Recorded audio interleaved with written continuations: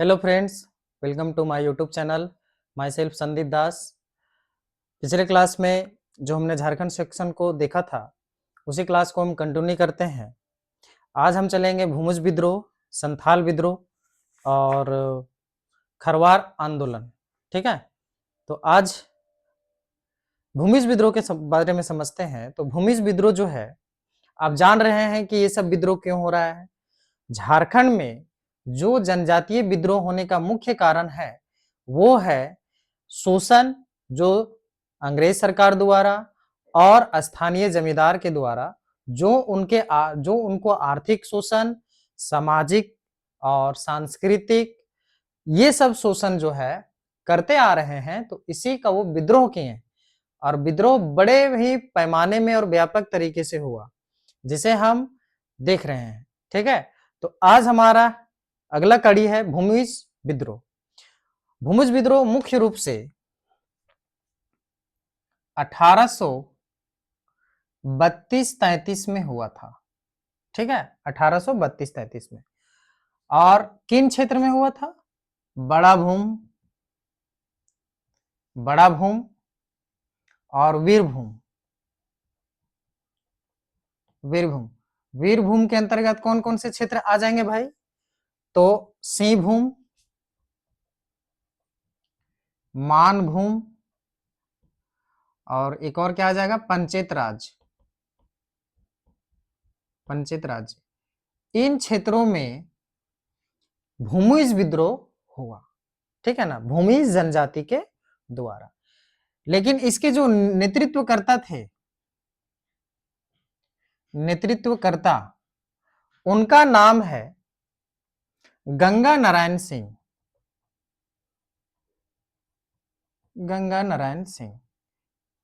ये इस आंदोलन के क्या थे?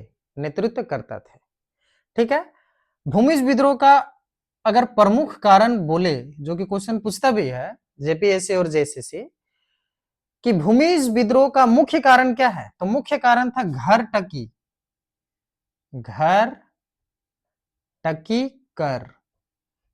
टकी कर लगा देना। ठीक है ना, ये लगभग सभी राज्यों में घर टकी कर लगा दिया गया था, जिससे कि लोग वहां पे बहुत परेशान हुए। उसके बाद गंगा नारायण सिंह के उत्तराधिकार का भी लड़ाई था। दूसरा क्या बोलेंगे भाई? उत्तराधिकार की लड़ाई भी हम भूमिज विद्रोह को कह सकते हैं होने का कारण। भूमिज विद्रोह होने का कारण उत्तराधिकार की लड़ाई का भी कह सकते हैं। ठीक है, इसके दमनकर्ता, कभी कभी क्वेश्चन में पूछता है कि भूमिज विद्रोह के दमनकर्ता कौन थे, तो लेफ्टिनेंट ट्रिमर। क्या नाम थे? Lieutenant trimmer. ठीक है ना, वो जो दाढ़ी बनाने वाले ट्रिमर नहीं, वो तो नाम है। ठीक है ना, ट्रिमर इनका नाम था। ठीक, इस विद्रोह को हम एक अन्य नाम से भी जानते हैं। क्या नाम है? गंगा नारायण की हंगामा। गंगा नारायण का हंगामा, इस विद्रोह का अन्य नाम क्या है? गंगा नारायण का हंगामा। अब हम आते हैं संथाल विद्रोह। संथाल विद्रोह तो संथाल जनजातियों के द्वारा हुई थी। यह विद्रोह 1855 और 56 में हुआ था। यह विद्रोह मुख्य रूप से खूनी विद्रोह के नाम से जाना गया। बहुत ही भयानक तरीके से यह विद्रोह हुआ। बहुत ही मतलब बोलिए कि बहुत व्यापक तरीके से पूरे संथाल परगना क्षेत्र में हुआ था। ठीक है, और इस विद्रोह में बहुत ही ज्यादा बोला जाए तो एक तरह से खून बहुत बहाया गया। ठीक है, इसमें विद्रोह जो है हमेशा बहुत, उसके जो नेता रहे हैं विद्रोह के, वो नेता बहुत ही मतलब उग्र स्वभाव के और डू और डाई वाला सिचुएशन था।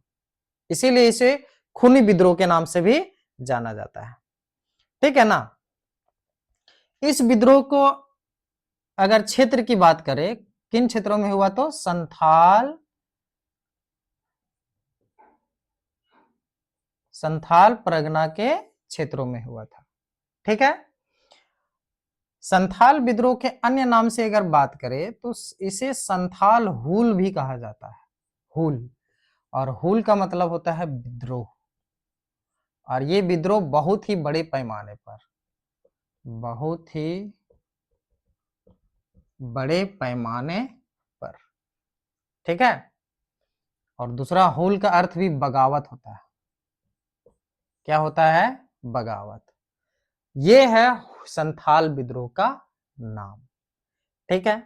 अब आ जाते हैं, थोड़ा इसे हम डिटेल से देखेंगे, है ना। इसके जो प्रमुख नेता थे, संथाल विद्रोह के जो नेतृत्व करता थे, उसमें एक परिवार के भाई बहन सब कोई थे इसमें, ठीक है। जैसे सबसे बड़े भाई सिद्धू। सिद्धू कौन थे बताएंगे? इनका कौन सा पोस्ट दिया गया था, या ये क्या करते थे? सिद्धू। उसके बाद कान्हू, उसके बाद चांद, और दूसरा क्या, चौथा क्या आ जाएगा? भैरव। सिद्धू क्या थे? सिद्धू राजा थे। राजा किस बात के? मतलब ये संथाल विद्रोह के नेतृत्वकर्ता, हेड जो थे वो सिद्धू थे। तो कान्हू क्या थे? मंत्री थे, है ना, इनका छोटा भाई मंत्री। उसके बाद जो तीसरे नंबर पे इनका भाई जो आता है, जिनका नाम है चांद, वो क्या थे? प्रशासक थे, प्रशासक। और भैरव क्या थे? सेनापति। नाम से ही लग रहा है, भैरव सेनापति। इनकी दो बहनें भी थी, ठीक है, इनकी दो बहनें।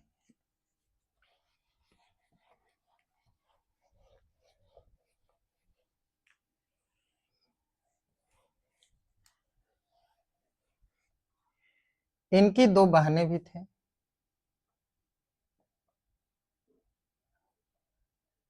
फूलो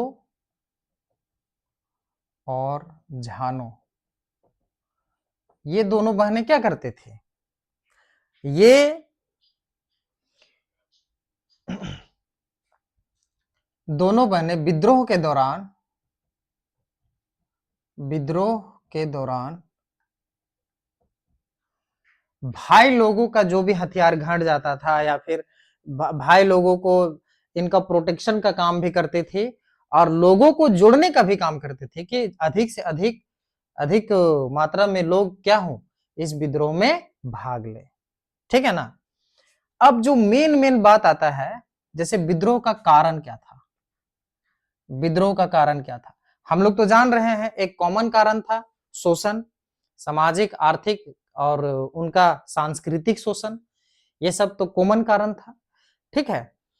तो संथाल विद्रोह में अगर बोला जाए और भी क्या कारण थे, तो और भी मुख्य रूप से 3 कारण मानते हैं, ठीक है। 3 कारण। पहला कारण क्या भाई? कि 3 गुना लगान बढ़ा देना। लगान बढ़ाना कितना? 3 गुना लगान बढ़ा देना, ठीक। दूसरा क्या है? ऋण जाल में फंसाना, लगभग 500% तक ब्याज। मतलब ऋण जाल में फंसा देना, और ऋण की बढ़ोतरी कितना कर देना? 500% तक बढ़ाना।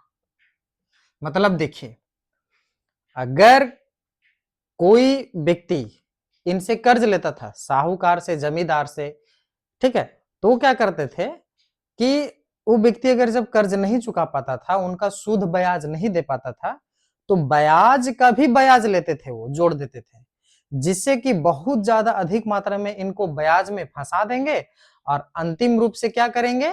इनका जमीन जायदाद को हड़प लेंगे, ठीक है। ये उन लोग अपना दिमाग लगाते थे। तो ये सबसे उन लोगों को बहुत परेशानी होने लगी, कर्ज पे कर्ज और डूबते गए, और इस कारण से उन्होंने अंतिम समय में विद्रोह कर दिया, है ना। यह भी मुख्य कारण था। और तीसरा कारण बात करें तो पुलिस न्यायालय, पुलिस व्यवस्था प्लस न्यायालय व्यवस्था, है ना, कोर्ट, पुलिस, कचहरी जो भी होता है, उसमें मुख्य रूप से भेदभाव किया जाता था और पक्षपात था। पक्षपात मतलब कि जो साहूकार होते थे, अगर उन लोगों के साथ अगर कोई व्यक्ति उनके ऊपर केस कर दिया, तो उन लोगों के ऊपर ये नहीं होता था, जांच पड़ताल नहीं होता था, जांच पड़ताल उल्टा इनके साथ होता था कि भाई तुम ही ने ऐसे किया होगा, ऐसे किया होगा। तो ये पक्षपात होता था, भेदभाव भी होता था। तो ये सबसे लोग बहुत परेशान हो गए और इसी कारण से क्या किए कि भाई अब काम नहीं चलेगा, अब इन लोगों को यहां से भगाना ही पड़ेगा। इसीलिए अंतिम रूप से विद्रोह कर दिया। ठीक है ना। एक बात और भी आता है कि संथाल विद्रोह जो कि 16 जुलाई 1855 को 16 जुलाई 1855 को है ना, 1855 को संथाल परगना के पीर पैंती नामक मैदान में, पीर पैंती नामक मैदान है ना, ग्राउंड था ये, पीर पैंती मैदान है ना, युद्ध हुआ किनके बीच, संथालों और अंग्रेजों के बीच। उसमें से मेजर बेरो जो है ना, मेजर बेरो, मेजर बेरो ये हार गए, उसमें ये हार गए और हार के बाद ये क्या हुए, भाग गए। ठीक है ना। फिर उसके बाद हार गए तो अंग्रेज चुप बैठने वाले तो थे नहीं, उन्होंने क्या किया कि उन्होंने क्या किया कि एक अलग अधिकारी को भेजते हैं, एक दूसरे अधिकारी को, जिनका नाम था कैप्टन अलेक्जेंडर,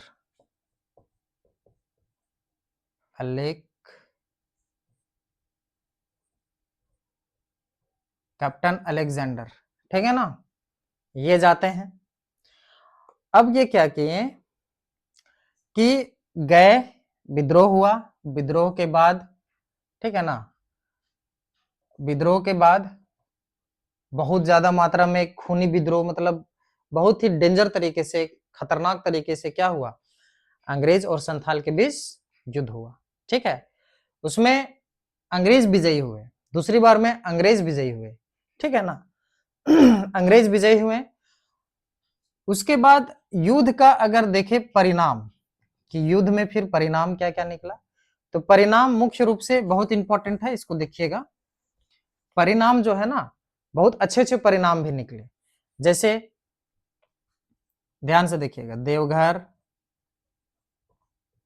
दुमका, गोड्डा एवं राजमहल, राजमहल नाम से 4 जिले बनाए गए। ये क्या बने, 4 जिले, 4 जिले बनाए गए, अभी भी है ना जी, 4 जिले। ठीक है ना। लेकिन राजमहल का क्षेत्र अब बदल दिया गया है, अब इसको दूसरा नाम से जानते हैं ना। उसके बाद ये हो गया पहला रिजल्ट। और दूसरा रिजल्ट की बात करें तो यूल कानून बनाया गया, यूल कानून अंग्रेजों ने बनाया।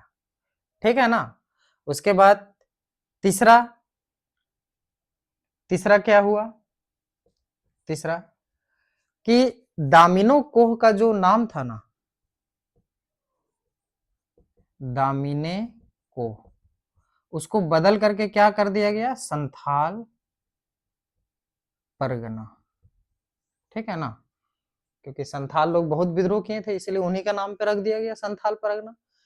संथाल परगना पहले क्या था, युद्ध से पहले दामिने कोह के नाम से जाना जाता था। अब युद्ध हुआ, युद्ध समाप्त हुआ है ना, संथाल लोग बहुत बहादुरी से लड़े, उन्हीं के नाम पर संथाल परगना रखा गया। ठीक है, ये हो गया तीसरा। उसके बाद चौथा, चौथा रिजल्ट क्या था, 1860 में, 1860 में संथाल परगना है ना, टेनेंसी एक्ट लाया गया। लेकिन मुख्य रूप से प्रभावी कब हुआ, 1949 में, 1949 में ये कानून लाया गया था, उस समय भी ही लागू था। लेकिन अगर ऑथेंटिक रूप से बात करें तो 1949 में हुआ, ये बाद में देखेंगे। अभी फिलहाल ये समझिए कि उस समय ये सब नियम लाया गया। ठीक है। तो ये संथाल परगना के बारे में था, हर एक पॉइंट आपको बताया गया है और यहां से सवाल जो है पूछता है। ठीक है, यहां से सवाल पूछना ही है। आप जेपीएससी जेएसएससी का तैयारी कर रहे हैं तो सवाल आपको मिलेगा ही मिलेगा यहाँ से, इसीलिए आप ध्यान से इस सेशन को अटेंड कीजिए और कॉपी में नोट डाउन करते जाइए, ठीक है ना। किताबों में तो बहुत सारा दिया हुआ है, आपको क्या पढ़ना है नहीं पढ़ना है, आपको यहाँ से सारा चीज मिलेगा, ठीक है। बस आप मेरे चैनल पर बने रहिए, इस इंस्टीट्यूट के प्रति आप अपना भरोसा बनाए रखिए, आपको यहाँ से नाराजगी कभी नहीं मिलेगी, ठीक है। अब नेक्स्ट आ जाते हैं हम खरवार आंदोलन के बारे में।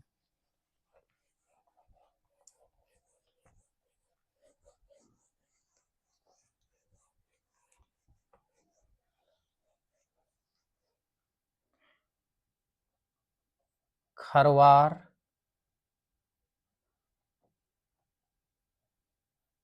आंदोलन,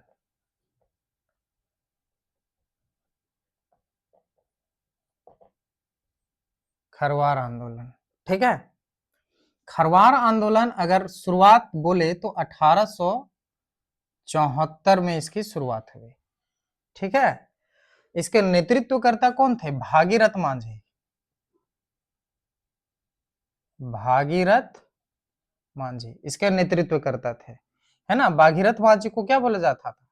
बाबा भी बोला जाता था, बाबा, ठीक।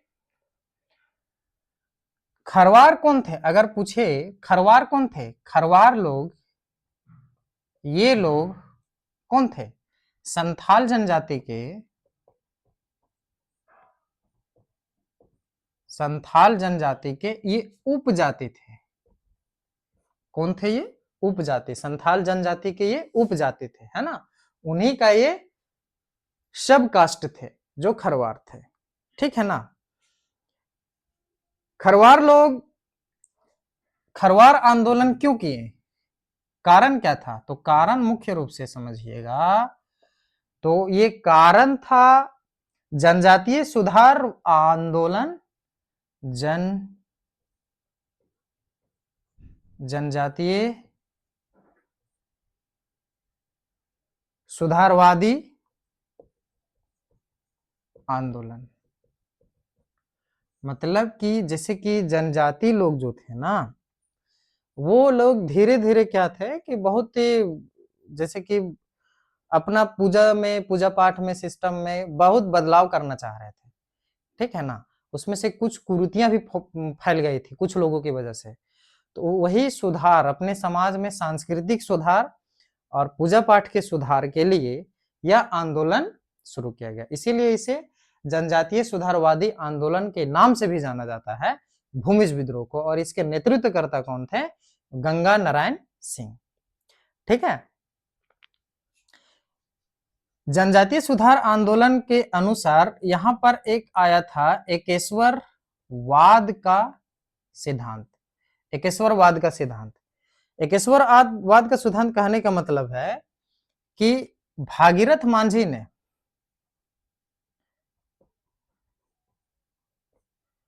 भागीरथ मांझी ने,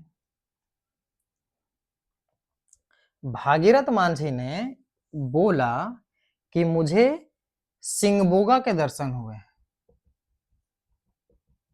सिंगबोगा के दर्शन हुए हैं। इसका मतलब ये बोलना चाह रहे थे कि सिंगबोगा ने हमें आदेश दिया। सिंगबोगा कौन थे? इनके ये प्रमुख देवता, खरवार आंदोलन के प्रमुख देवता सिंगबोगा। तो इनके सपने में आए और इन्होंने कहा कि आप सिर्फ सूर्य की पूजा कीजिए, है ना। तो सूर्य को सिंगबोगा माना गया प्रमुख देवता के रूप में, है ना। और सुअर, मुर्गा, हड़िया और नाच गान, ये सब को आप अपने संस्कृति से हटा दीजिए, ठीक है ना। ये सब नहीं चलेगा समाज में, ठीक है। तो यही सब सुधार करने के लिए और बहुत सारे और भी अपने नियम कानूनों में, जैसे सांस्कृतिक नियम कानूनों में बदलाव लाने के लिए खरवार आंदोलन किया गया, ठीक है। एक और मुख्य विशेष बात आया गया कि जो सिंधु कान्हू का,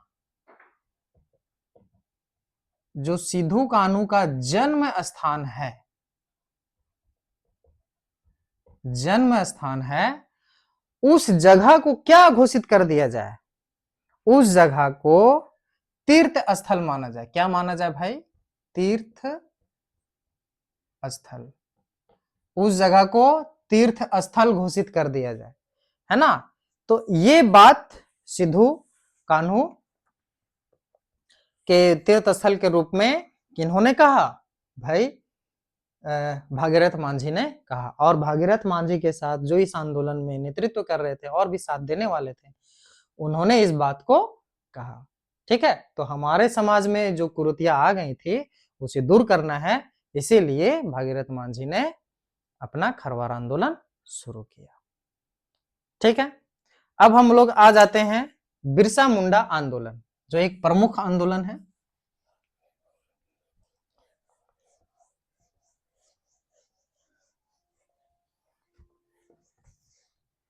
बिरसा मुंडा आंदोलन,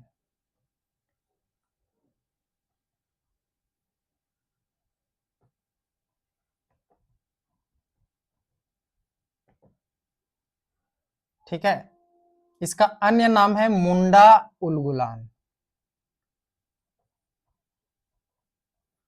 इसे मुंडा उलगुलान भी कहा जाता है। बिरसा मुंडा आंदोलन कब हुआ? ये मुख्य रूप से 1895 को हुआ था। ठीक है, कहीं कहीं पूछता है कि उलगुलान का अर्थ क्या है? उलगुलान का अर्थ है महान हलचल। महान हलचल, उलगुलान का अर्थ क्या मानते हैं? महान हलचल। इस विद्रोह का, बिरसा मुंडा आंदोलन का प्रारंभिक स्वरूप क्या था? प्रारंभिक स्वरूप कहने का मतलब है शुरुआत में जब यह आंदोलन शुरू हुआ तो उस दौरान इस आंदोलन का उद्देश्य क्या था? तो इस आंदोलन का उद्देश्य था सुधारवादी। सुधारवादी, जैसे कि हम लोग भागीरथ मांझी में देखें तो सुधारवादी आंदोलन के रूप में शुरुआत हुआ, है ना। फिर सुधारवादी के रूप में मुंडा आंदोलन शुरुआत हुआ, जिसका नेतृत्व कौन किए? बिरसा मुंडा जी, है ना। बिरसा मुंडा के बारे में थोड़ा सा हम बताएंगे आगे, ठीक है। तो सुधारवादी आंदोलन के रूप में किया गया, लेकिन बाद में यह आंदोलन क्या हुआ? थोड़ा सा उग्र रूप ले लिया। ठीक है, तो इसमें सुधारवादी के रूप में 3 तरह की व्यवस्थाएं थी, इसको समझते हैं। 3 तरह की व्यवस्थाएं। पहला व्यवस्था क्या था? राजनीतिक व्यवस्था। समझाएंगे ये क्या है राजनीतिक व्यवस्था। और दूसरा धार्मिक व्यवस्था, धार्मिक व्यवस्था। और तीसरा क्या है? आर्थिक व्यवस्था।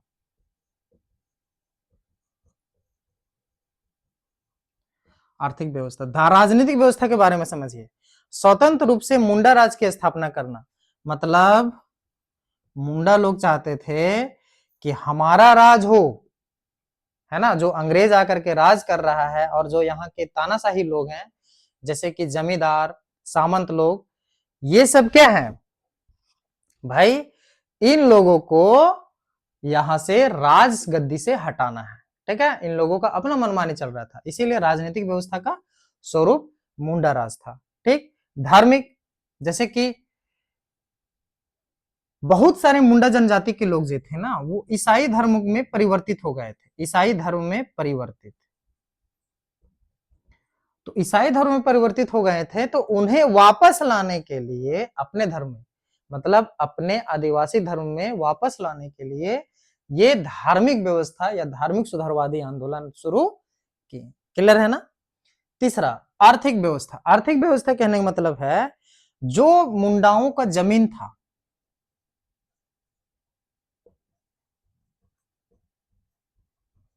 मुंडाओं का जमीन जो अंग्रेज छीन लिए थे, उनसे वो जमीन क्या करना? वापस, उनसे वो जमीन वापस मांग लेना। समझ रहे हैं ना। तो उनसे वो अब जमीन वापस मांग लेना चाह रहे थे, या फिर अपना वापस जमीन लेना चाह रहे थे। इसीलिए आर्थिक व्यवस्था के अंतर्गत, आर्थिक सुधारवादी के अंतर्गत उन्होंने मुंडा आंदोलन प्रारंभ किया। ठीक है, तो ये सब प्रारंभ था, प्रारंभ में। ठीक है, बाद में उग्र रूप ले लिया, उसको भी देखेंगे। ठीक है,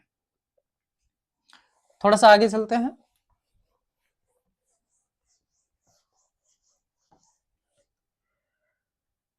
बिरसा मुंडा ने 1895 में सिंगबोगा धर्म का प्रतिपादन किया। सिंगबोगा धर्म, सिंगबोगा धर्म का प्रतिपादन किया। इसके अंतर्गत उन्होंने कहा कि आप अलग अलग भगवानों के स्थान पर सिर्फ और सिर्फ सिंगबोगा धर्म, सिंगबोगा को,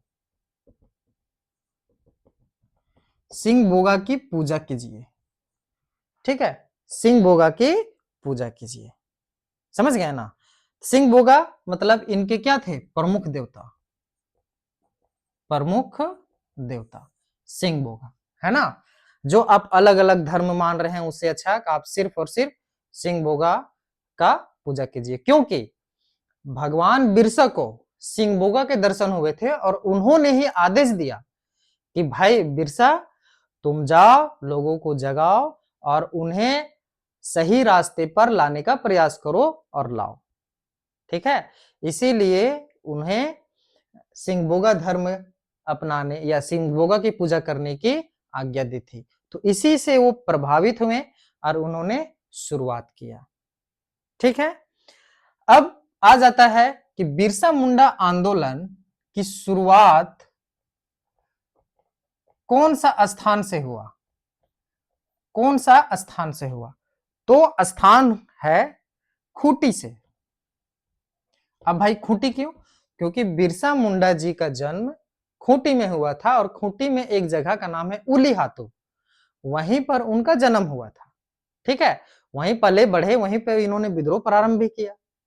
ठीक है, तो खूंटी में हुआ और खूंटी से ही उन्होंने क्या किया? विद्रोह का प्रारंभ किया। और खूंटी में कहा? एक जगह है डोंबारी पहाड़, डोंबारी पहाड़ एक नामक जगह है। ठीक है ना, खूंटी में, वहीं से इनका गढ़ था, आंदोलन संचालन करने का एक केंद्र भी था। ठीक है, विद्रोह के समय जब खूंटी में विद्रोह प्रारंभ हुआ था डोंबारी पहाड़ से, कौन सा? बिरसा मुंडा आंदोलन, उस समय रांची के उपायुक्त कौन थे? रांची के उपायुक्त कौन थे? रांची के उपायुक्त है ना, डीसी कौन थे उस समय? स्टेट फील्ड थे। क्या नाम था? स्ट्रेट फील्ड, है ना, स्ट्रेट फील्ड।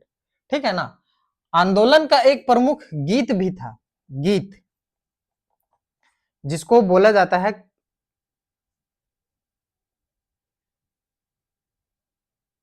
कटोंग बाबा कटोंग, कटोंग बाबा कटोंग, ये आदिवासी गीत था और इसी गीत से वो प्रेरित भी होते थे, उनको एनर्जी मिलता था, इंटरनल एनर्जी, है ना, उनको प्रोत्साहन मिलता था। तो ये गीत गा करके अपना आंदोलन में ऊर्जावान बने रहते थे। ठीक है, ये गीत था, एक नारा भी था, नारा। कोई भी आंदोलन शुरू करता है तो उसका एक स्लोगन तैयार करता है ना? तो उसी तरह से एक नारा था जिनका नाम है अबुआ राज,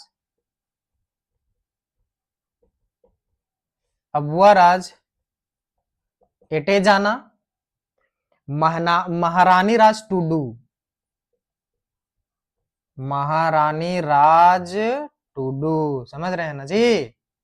महारानी राज टुडू, ये गाना था, मतलब गाना नहीं, नारा था, है ना, ये एक स्लोगन था, अबुआ राज एटे जाना, महारानी राज टुडू। इसका अर्थ क्या था? इसका शाब्दिक अर्थ ये था कि अब हमारा राज आ गया है, महारानी का राज मतलब ईस्ट इंडिया कंपनी का राज खत्म हो गया, है ना? ये उनका एक नारा था, हमारा राज स्थापित हो गया, महारानी का राज खत्म हो गया, है ना? ये इनका गाना था, ये नारा। ठीक है, अब आ जाते हैं विद्रोह के दौरान जो है मुंडा जी, विद्रोह के दौरान मुंडा जी 2 बार जेल भी गए थे, 2 बार जेल गए थे। पहली बार कब गए? लिखते हैं थोड़ा सा, है ना, इसको मिटाते हैं।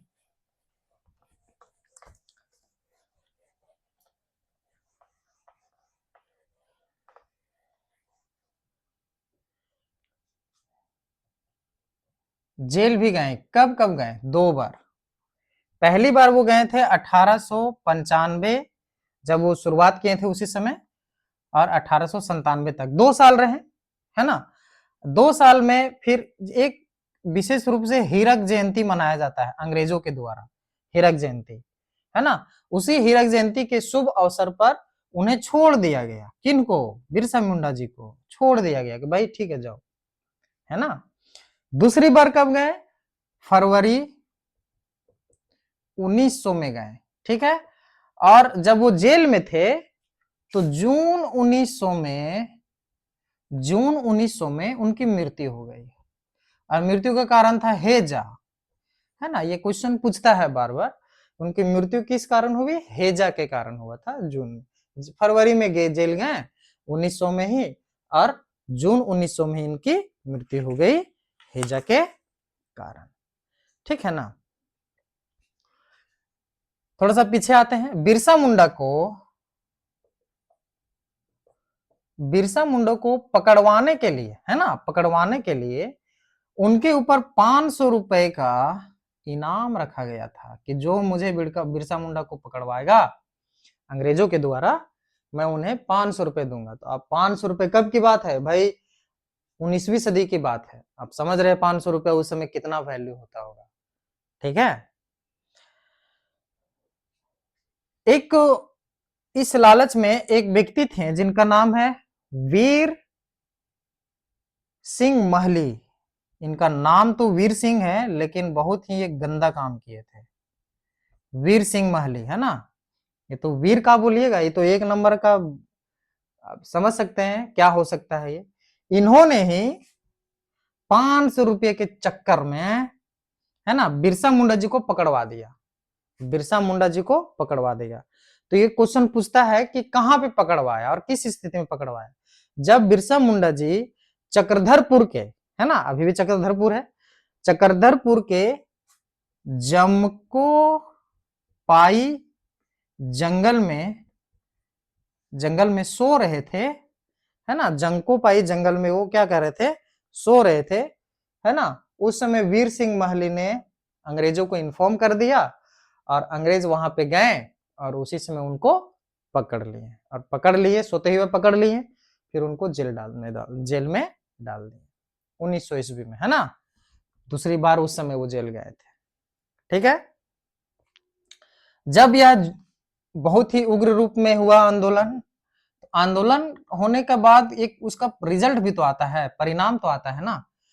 तो जो कारण था शुरुआत का हमने बता दिया था कि भाई जमीन से और उनके समाज में कुरीतियां फैल गई थी और भी ये चीजें, ठीक है ना। तो उसी से रिलेटेड एक महत्वपूर्ण रिजल्ट बनता है जिसका नाम है CNT एक्ट।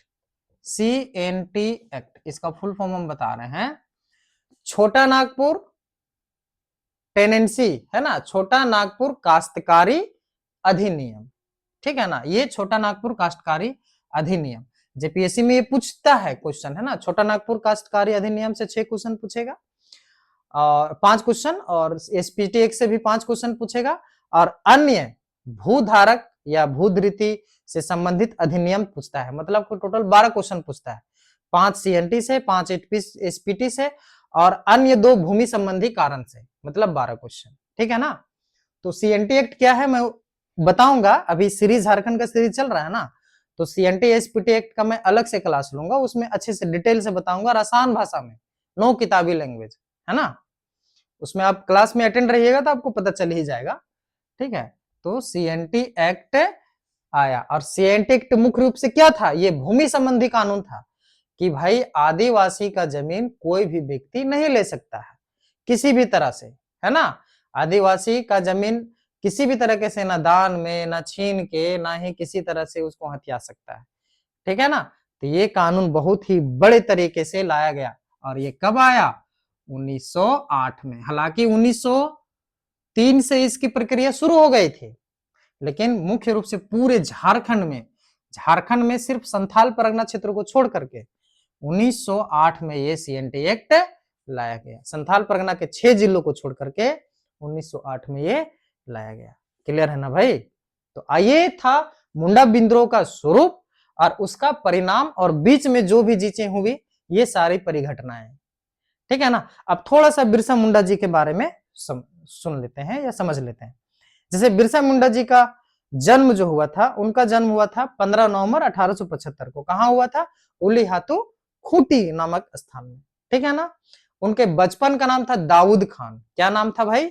दाऊद खान। उनके पिता का नाम था सुगना मुंडा, माता का नाम था करमी मुंडा, भाई है ना उनका जो बड़े भाई थे उनका नाम था कोंता मुंडा, ठीक है। और उनके जो प्रारंभिक या प्राइमरी टीचर जो थे ना, प्राइमरी टीचर, उनका नाम था जयपाल नाग, है ना, जयपाल सिंह नहीं, वो अलग व्यक्ति हैं, है ना, तो ध्यान रखिएगा, जयपाल नाग। और जो उनके धार्मिक गुरु थे, धार्मिक गुरु, है ना, धार्मिक गुरु, उनका नाम था आनंद पांडे, है ना जी, ये उनके धार्मिक गुरु थे, ठीक है। उन्होंने बिरसाइत पंथ की शुरुआत की, जैसे कि हम लोग बताया कि भाई सिंह बोगा के दर्शन हुए हैं, उन्होंने आदेश दिया है, ये सारी चीजें हमने दिखाया आपको। तो ये सारी चीजें उनसे उनके जीवन से संबंधित है। उन्होंने क्या योगदान दिया, आज अभी भी देखिए हर क्षेत्र में, अर्थात संथाल परगना क्षेत्र को छोड़ करके हर क्षेत्र में CNT एक्ट लागू है झारखंड के, ठीक है ना। तो ये हमारा था कुछ विद्रोह। आगे नेक्स्ट क्लास में आगे के विद्रोह के बारे में चलेंगे, ठीक है। हमारा जो आज का सेशन कैसा लगा उसको कमेंट कीजिएगा, वीडियो को लाइक कीजिए, चैनल को सब्सक्राइब कीजिए और शेयर भी कीजिए वीडियो को, ठीक है। और आपको लगता है कि कुछ भी इसमें सुधार करना है तो जरूर बोलिएगा, उसमें मैं देखूंगा। किसी भी तरह का डाउट होता है तो पूछिएगा, वो आंसर आपको पूरी तरह से मिल जाएगा, ठीक है। थैंक यू, जय हिंद।